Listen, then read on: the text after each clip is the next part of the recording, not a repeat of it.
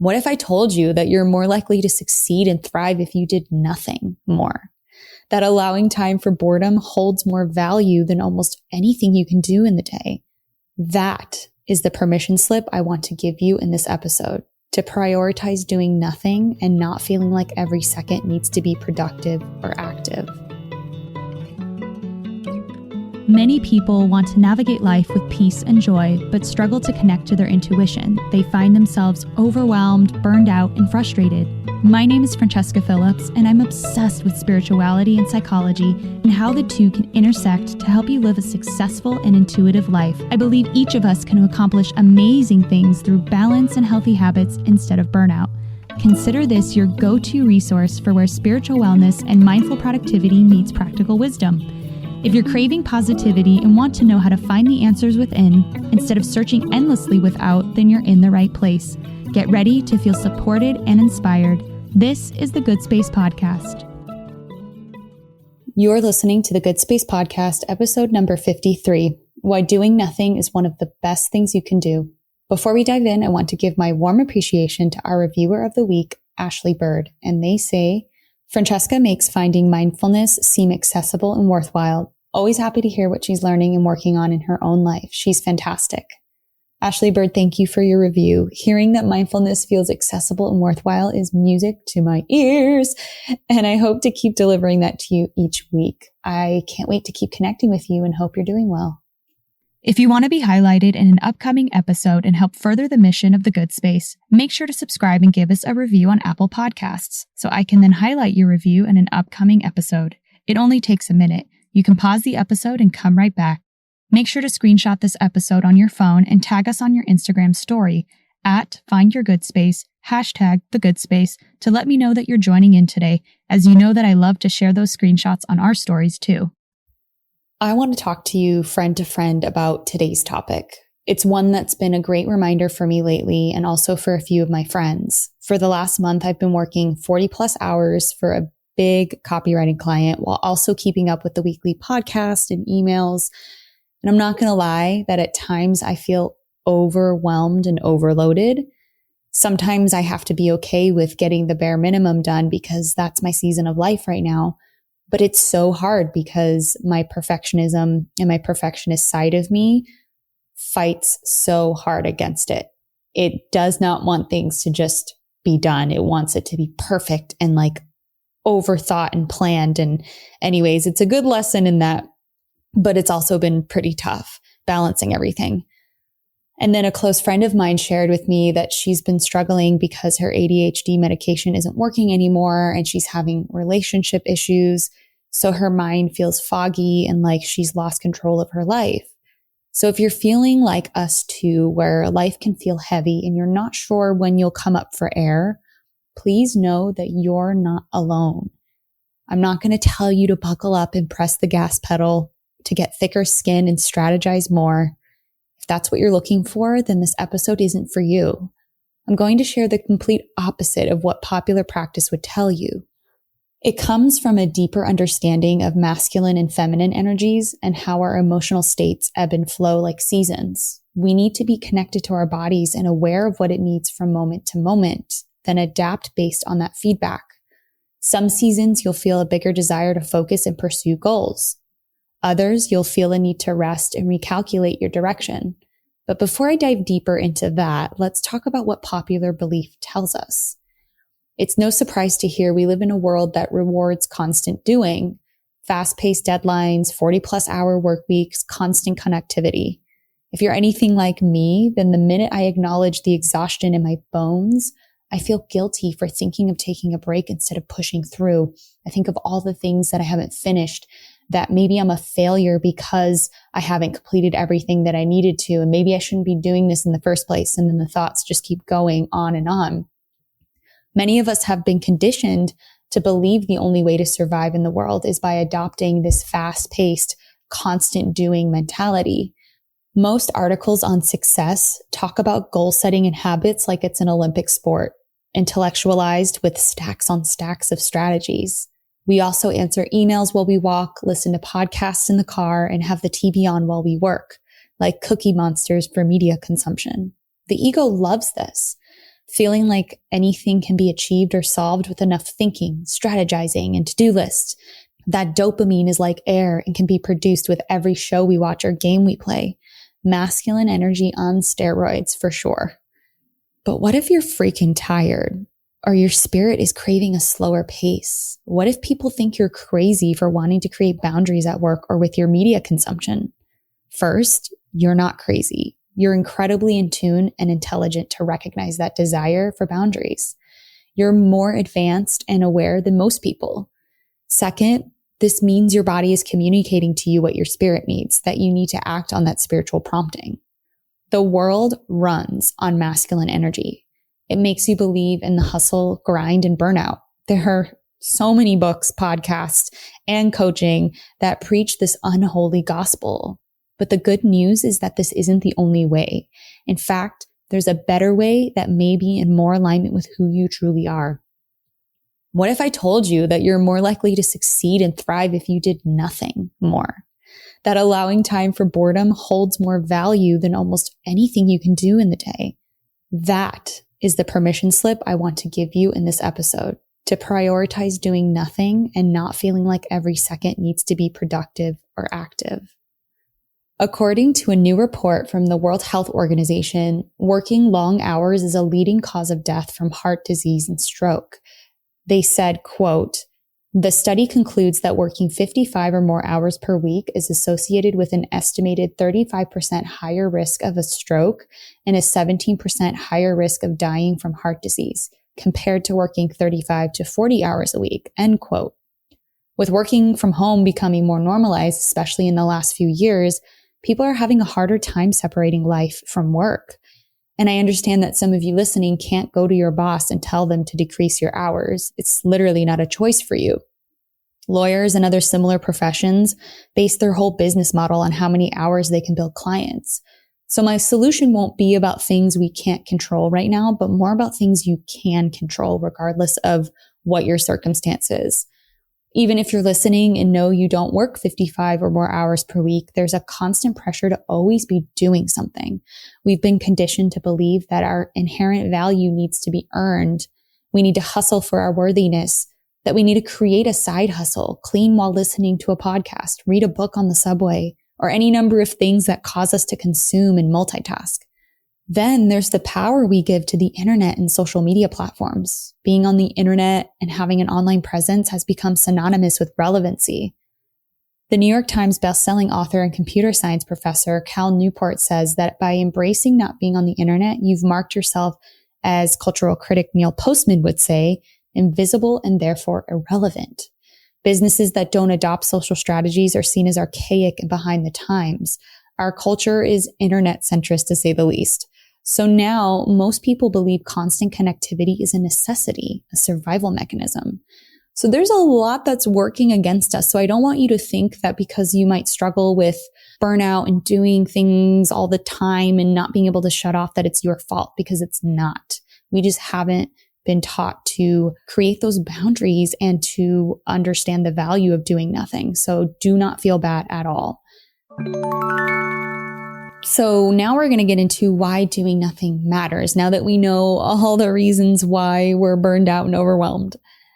Sue Smalley, PhD, a behavioral geneticist, writer, and activist says, quote, "It's not surprising that rates of depression, anxiety, and stress are increasing as the doingness of life seems to have little counterbalance," end quote.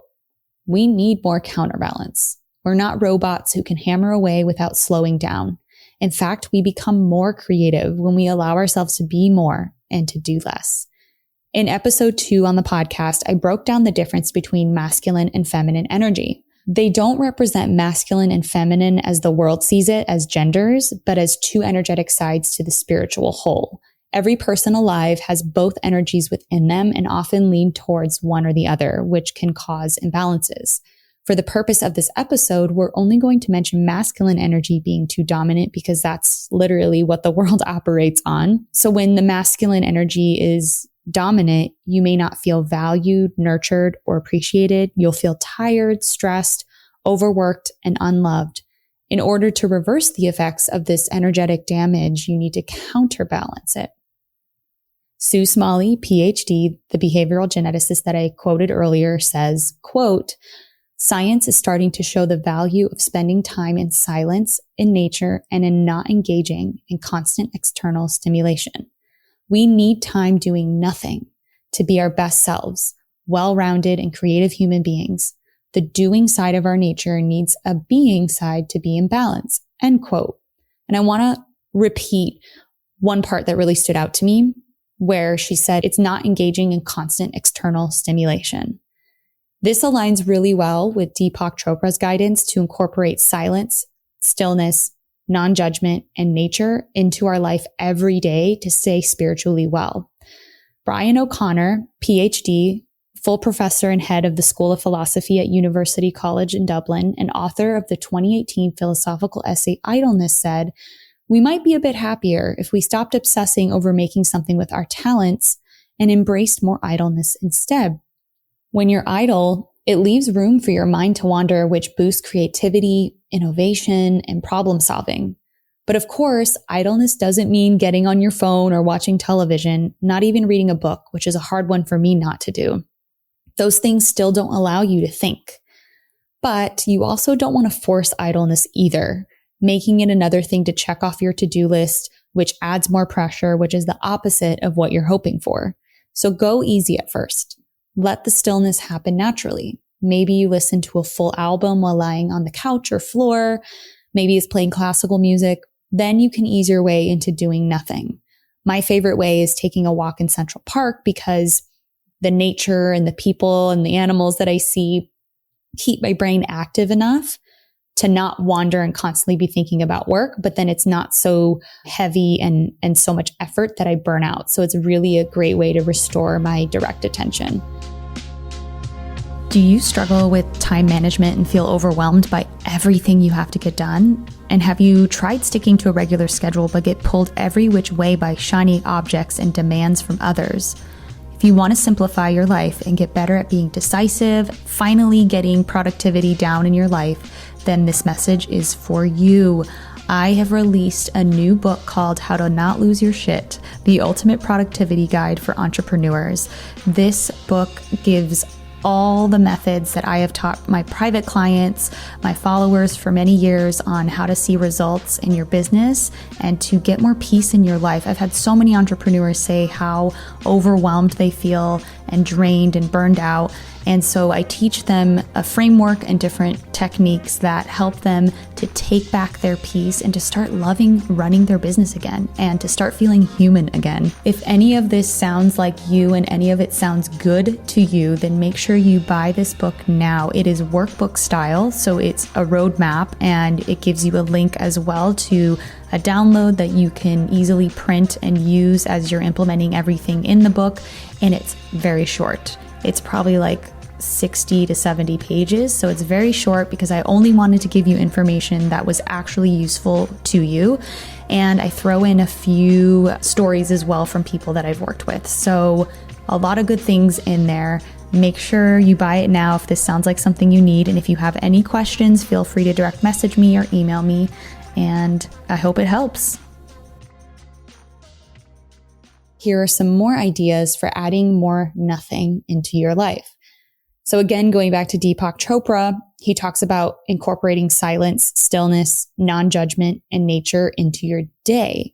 And so I actually write those 4 separate words in my planner so I can see them every week, essentially, and every day to remind myself, okay, have you incorporated silence today? Have you been still? Have you been judgmental today? Are you in nature at all? And so a lot of times my morning routine will cover the stillness part. I'll meditate, write my daily pages, pray, read scriptures, and just be really introspective. So that covers the stillness and the silence part. Non-judgment is just more like a self-check-in throughout the day, because not actually judgment takes a lot of energy and it actually wastes a lot of space in your mind. It's crazy how much it takes up in your inner world. And then for nature, I've been trying to take a walk outside every day after work to shut down and wind down more. Haven't gotten really consistent with that yet, but it's a work in progress and at least I'm aware of it. So even just being aware of it, having it down in your planner or on a Post-it just to remind you is awesome.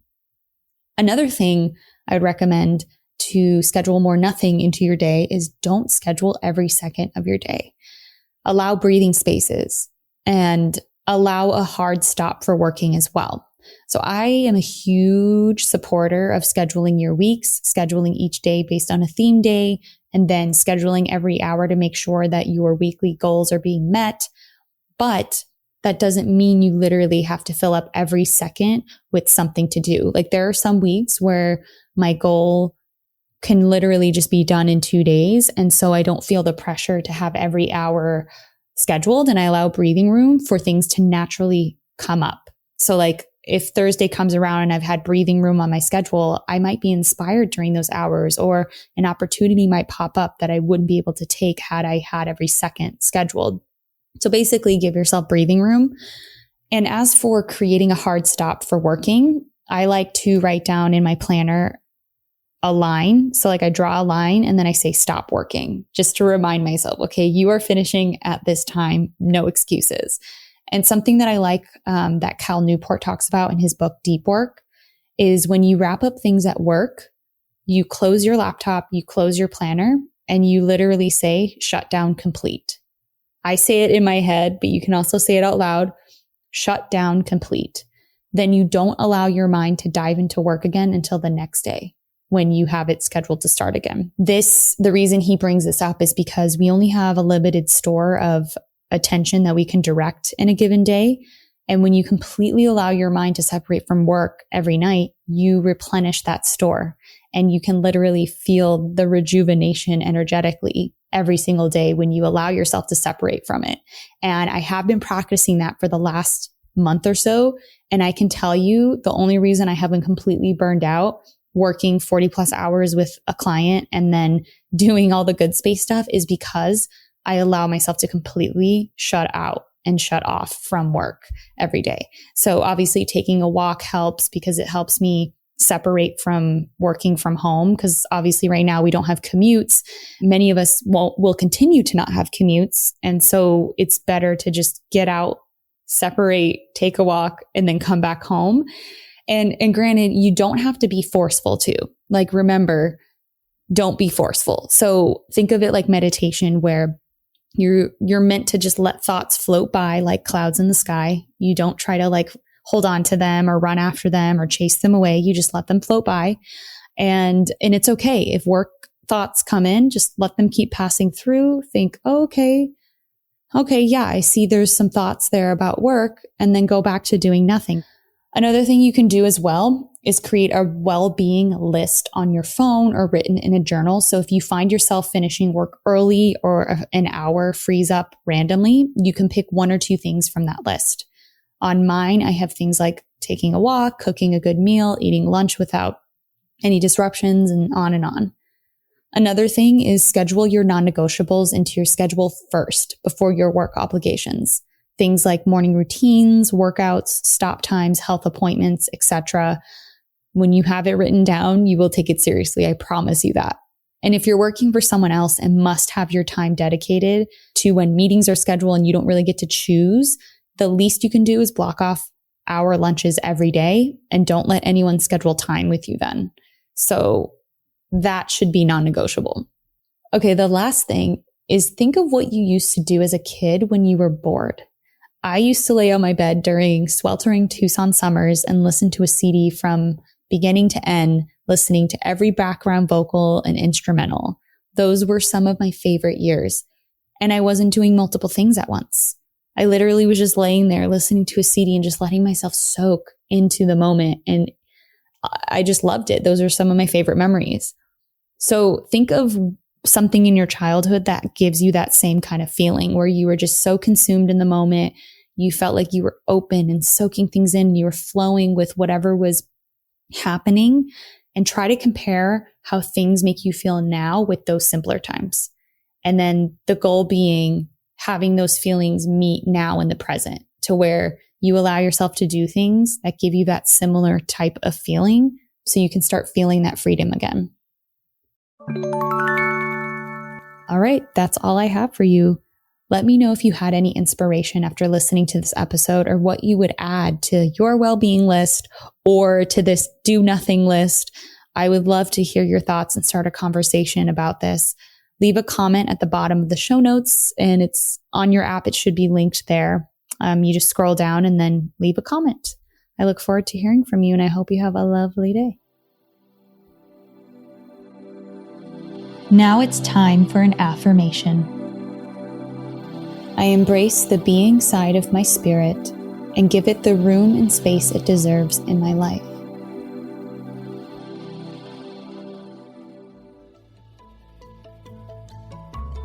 If you found today's tips inspiring or thought-provoking, share it right now on social media and make sure to tag me at Francesca A. Phillips or at Find Your Good Space, and also weigh in the comment section at findyourgoodspace.com. You can find links in the show notes. And if you have a spiritual or mindfulness problem that you want me to unpack on an upcoming The Good Space episode or an awesome manifesting story you want to share, give my podcast phone line a ring right now at 917-719-0867. Also, don't forget to download my free morning routine guide. It's what helped me reduce my anxiety, increase productivity, and so much more. The link to everything I mentioned is in the show notes. See you soon.